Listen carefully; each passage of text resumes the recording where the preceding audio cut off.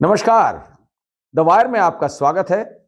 मैं हूं शरद प्रधान और लखनऊ सेंट्रल में आज हम बात करेंगे बहुजन समाज पार्टी सुप्रीमो मायावती के बारे में। जी हां, उन मायावती के बारे में बात करना इसलिए जरूरी हो गया है क्योंकि एक जमाने में जिनकी ये कमांड करती थी यहाँ की पॉलिटिक्स, वो आज की स्थिति में ऐसा लगता है कि उनकी रेलेवेंस यूपी की राजनीति में समाप्त होती जा रही है। उनकी इनिंग्स पूरी हो चुकी हैं और अब ऐसा प्रतीत हो रहा है कि उनकी पार्टी इस्तेमाल की जा रही है सिर्फ वोट काटने के लिए। सबको मालूम है जन आधार उनका काफी गिर चुका है, जो एक जमाने में 20-22% था और मायावती को 4 बार उसने मुख्यमंत्री बनाया। ये अलग बात है कि 3 बार भाजपा के सपोर्ट से और चौथी बार अपने बूते पे। वो जन आधार ऑलरेडी गिर के 10-12% पे आ चुका है और माना जा रहा है कि जिस तरीके का उनका रवैया रहा है पिछले कुछ सालों में, अब की बार सिंगल डिजिट में उनका जन आधार रह जाएगा। और कारण और कुछ नहीं है और इसके लिए दूसरा कोई जिम्मेदार नहीं है, वो स्वयं कांशीराम जो उनके गुरु थे और जिन्होंने पार्टी बनाई थी बड़ी मेहनत करके जमीन पे, और इनको प्लेटर पे मिल गई, उसका इन्होंने ये हशर कर दिया। और क्यों कर दिया? आम धारणा यह है कि उन्होंने अपने आप को विड्रॉ कर लिया एक्टिव पॉलिटिक्स से। कहीं किसी बड़े इवेंट पे दिखती नहीं है, जमीन पे उतरी हुई दिखती नहीं है, कुछ भी हो जाए एक स्टेटमेंट या ट्वीट हो जाता है। इसके पीछे माना यह जाता है कि वजह है सिर्फ इफरात दौलत। जी हां, ईडी का डर, सीबीआई का डर, और इसी वजह से क्या कई इंक्वायरीज भी चल रही हैं उनके भाई को लेकर के, और जिस तरीके की मामले सामने आए हैं तरह तरह की प्रॉपर्टीज और धन दौलत, इसकी वजह से उन्हें डर है। और आज के जमाने में आप जानते हैं आज की राजनीति में ईडी और सीबीआई एक हिस्सा बन चुके हैं सरकार के हथियार का, और वो विपक्ष के ही खिलाफ इस्तेमाल होता है। अभी तक जितने भी मामले हैं विपक्ष के खिलाफ चलते रहे। तो इस डर से उन्होंने तो अपने आप को विड्रॉ कर लिया, लेकिन उनके वोट का क्या होगा यही हम समझना चाह रहे हैं। और ये हम आज देख रहे हैं कि भारतीय जनता पार्टी, जिसने ऑलरेडी बहुजन समाज पार्टी का एक हिस्सा वोट का, दलित वोट का अपनी तरफ खींच लिया है, वो बड़ी बखूबी नरेंद्र मोदी के अलावा और कोई नहीं कर सकता था वो। अब जो कुछ बचा है वो भी भारतीय जनता पार्टी लेना चाहती है, और अगर अपने को नहीं ले सकती है तो मायावती का इस्तेमाल करने का प्लान लगता है। वो ये है कि उनको इस्तेमाल किया जाए विपक्ष का वोट काटने के लिए। अब आप सोचिए कि ऐसी स्थिति हो गई, मायावती जिनकी एक जमाने में तूती बोलती थी, आज वो वोट काटने वाली पार्टी तक रह गई है।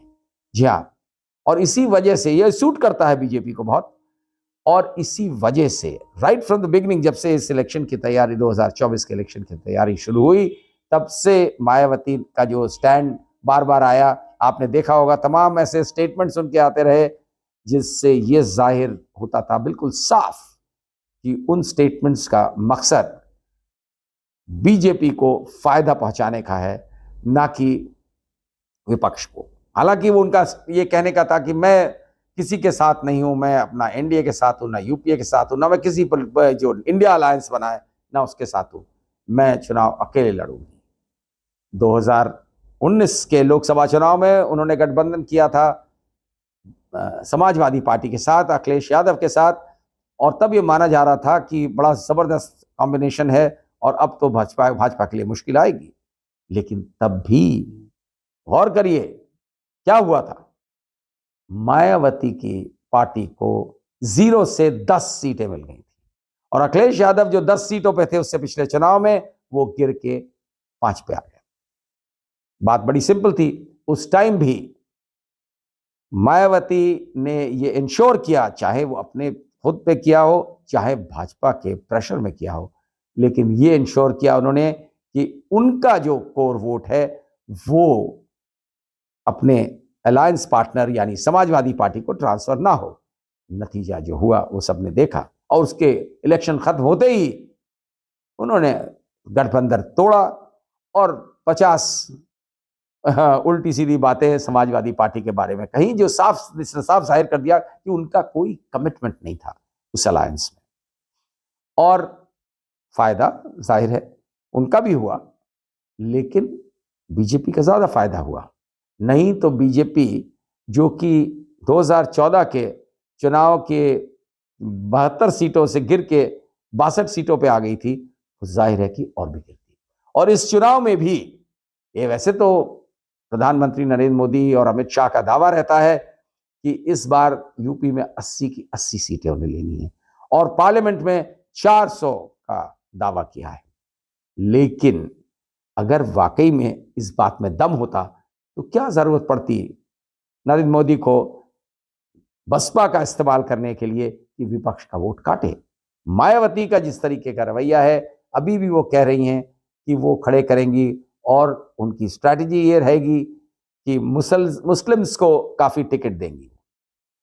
मुस्लिम्स को टिकट देने का उनका वही मकसद रहता है जो AIMIM के ओवैसी साहब का मकसद रहता है कि मुस्लिम्स का वोट काटो। और मुस्लिम का वोट कटेगा, जाहिर है कि मुस्लिम जिस तरह से टारगेट किए जाते हैं भाजपा द्वारा, तो उनका कोई रत्ती भर रुझान भी मुसलमानों की भाजपा की तरफ नहीं हो सकता। इसलिए उनका वोट काटना भाजपा की जीत के लिए बहुत जरूरी है। इस हिसाब जाहिर है कि नरेंद्र मोदी का दावा जो है और अमित शाह का दावा कि हम इस बार स्वीप करेंगे, उसमें अंदर अंदर अंदर खाने में वो सच, वो दम नहीं है। और मायावती को इनके लिए बड़ा कन्वीनियंट है मायावती को इस्तेमाल कर लेना जिस तरीके से भी वो चाहे। और इस बार ये इस्तेमाल होगा वोट काटने के लिए, क्योंकि मायावती को खुद भी मालूम है कि उनकी अब जिस तरीके की हालत है, उनकी जीतने की स्थिति नहीं है। आपने देखा है जो 10 सीटें जीती हुई थी उन्होंने पिछले चुनाव में, उनमें से 4 लोग ऑलरेडी खिसक के विपक्षी अलग अलग पार्टीज में चले गए। कोई सपा में गया, कोई भाजपा में गया, कोई कांग्रेस में गया, और बाकी जो 6 बचे हैं वो भी, उनके भी दरवाजे खुल चुके हैं अलग अलग पार्टी से नेगोशिएट करने के। और बहुत जल्द ऐसा लग रहा है कि 10 के 10 मायावती के MPs जो पिछले चुनाव में जीते थे वो बिखर जाएंगे। ये अलग बात है कि मायावती उसका एक्सप्लेनेशन इस तरीके से दे रही हैं कि नहीं नहीं, हम तो अभी हिसाब लेंगे, और अभी तो हमने, ये लोग तो चले गए क्योंकि इनको लालच था, और हमें तो हिसाब लेना है कि इन्होंने अपनी अपनी कॉन्स्टिट्यूएंसी में क्या काम किया जो इन्हें करना चाहिए था। अब याद आई है इसकी, इससे पहले मायावती को याद नहीं आई कि ये इनके MPs हैं, ये क्या कर रहे हैं या नहीं कर रहे हैं। और खुद भी ग्राउंड पे जितनी उनका इनएक्शन रहा है, उनकी एब्सेंस रही है ग्राउंड से, उससे भी साफ जाहिर होता है कि उनका असली मकसद क्या है। ऐसी स्थिति में मायावती को के लिए खुद भी बहुत कन्वीनियंट है और सेफ है कि वो फॉलो करें जो उनको हिदायत दी जाए सत्ताधारी पार्टी द्वारा। उनको कहा, शायद यही कहा ही गया कि वो अकेले लड़े चुनाव, तो अकेले रहने में सबसे बड़ा एडवांटेज, और कहने के होता है कि उन्हें कोई जरूरत नहीं है, उनका तो इतना बड़ा जन आधार है, इसलिए उन्हें किसी की जरूरत नहीं है। लेकिन इसमें चुनाव में दूध का दूध पानी का पानी हो जाएगा। और ये देखने की बात है कि मायावती का ये पैंतरा जो बीजेपी इस्तेमाल करेगी वोट, ऑपोजिशन का वोट डिवाइड करने के लिए, वो कितना कारगर होगा। क्योंकि फैक्ट ये भी है कि आज की डेट में मायावती के पास जो कैंडिडेट्स, जो खड़े होने वाले लोग हैं, वो ही आसानी से जा नहीं रहे। ये अलग बात है कि वहां पे बहुजन समाज पार्टी में टिकट का रेट भी होता है, और हर जाना वो अफोर्ड भी नहीं कर सकता। लेकिन आज की डेट में टिकटार्थी की कमी हो गई, क्योंकि लोगों को मालूम हो गया है कि बहुजन समाज पार्टी की अब वो स्थिति नहीं है जो किसी जमाने में थी। आदमी पैसा खर्च भी करे, करोड़ों रुपया दे टिकट लेने के लिए, और उसके बाद उसको मालूम हो कि फ्यूचर कुछ नहीं है, तो फिर वो 10 बार सोचेगा। पहले तो ये था, वो जमाना अलग था जब उसे मालूम था कि इन्वेस्टमेंट है टिकट में, वो आगे चल करके बढ़िया आपको रिटर्न कैपिटल देगा। क्योंकि आप जीत जाएंगे, बहुजन समाज पार्टी के नाम पे जीत जाएंगे, लेकिन अब वो ऐसी स्थिति नहीं रही। और इसको बिगाड़ने में, स्थिति को यहां तक ले जाने में किसी और का रोल नहीं है, सबको मालूम है, मायावती का स्वयं का रोल है।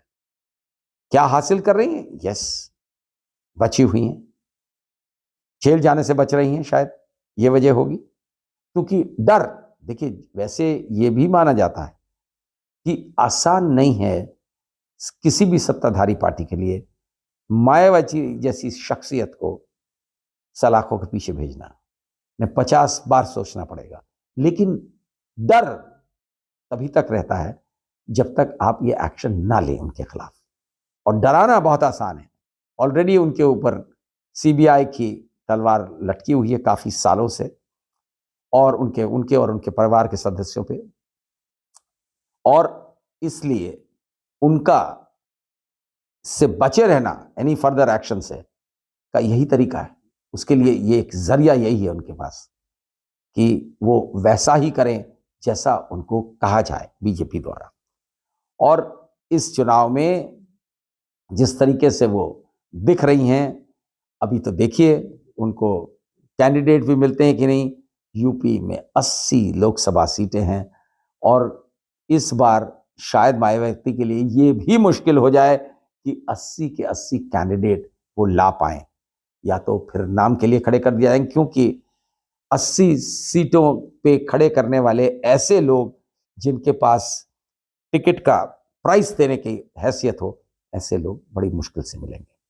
तो मायावती, इसमें कोई शक नहीं रह गया है कि उनकी आज की डेट में पॉलिटिकल रेलेवेंस ऑलमोस्ट खत्म होती जा रही है, और उसको खत्म करने में किसी और का योगदान नहीं है, उनका खुद का योगदान है। द वायर के और वीडियोस देखने के लिए सब्सक्राइब करें और बेल आइकन पर क्लिक करें। स्वतंत्र पत्रकारिता की आर्थिक मदद करने के लिए डिस्क्रिप्शन में दिए गए लिंक पर जाएं और अपनी राशि चुनें।